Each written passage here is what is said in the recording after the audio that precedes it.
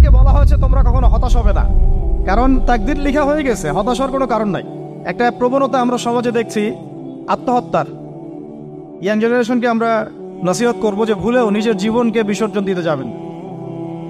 আল্লাহ রাব্বুল আলামিন আপনাদেরকে সৃষ্টি করেছেন তার ইবাদত করার জন্য এবং তার জমিনে তার দিনটাকে প্রতিষ্ঠা করার জন্য।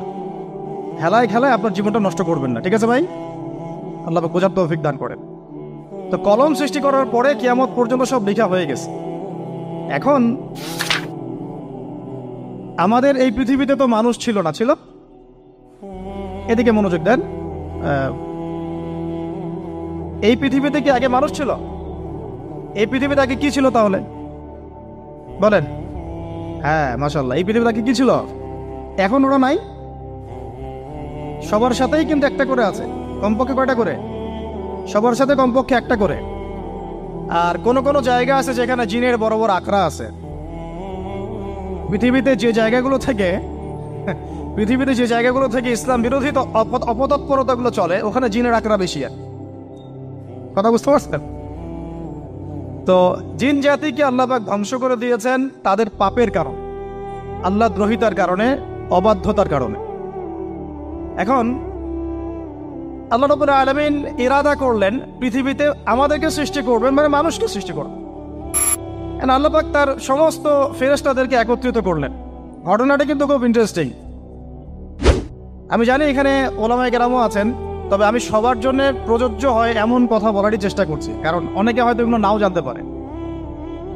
তো আল্লাহ পাকের ভাষায় আমি যদি বলি, আল্লাহ রাব্বুল আলামিন বলছেন, বা'দা আউযু বিল্লাহি মিনাশ শাইতানির রাজীম, ওয়াইয ক্বালা রাব্বুকা লিল মালাইকা ইন্নী জাঈলুন ফিল আরদি খলিফা। হে নবী মুহাম্মদ সাল্লাল্লাহু আলাইহি ওয়াসাল্লাম, তুমি স্মরণ করো সেই সময়ের কথা যখন আল্লাহ তোমার রব সমস্ত ফেরেশতাদেরকে ডেকে বলেছিলেন যে ইন্নী জাঈলুন ফিল আরদি খলিফা, আমি জমিনে মানে পৃথিবীতে আমার খলিফা পাঠাতে চাই। কি পাঠাতে চাই? আরো জোরে বলেন। আল্লাহ পাক বলেননি পৃথিবীতে মানুষ পাঠাতে চাই, পৃথিবীতে নতুন কোনো মাখলুক পাঠাতে চাই। আমাদেরকে আল্লাহ পাক সম্মানের শব্দে সম্মানিত করেছেন, বিশেষায়িত করেছেন। আমাদেরকে বলেছেন আমরা আল্লাহর খলিফা, আমরা আল্লাহর খলিফা।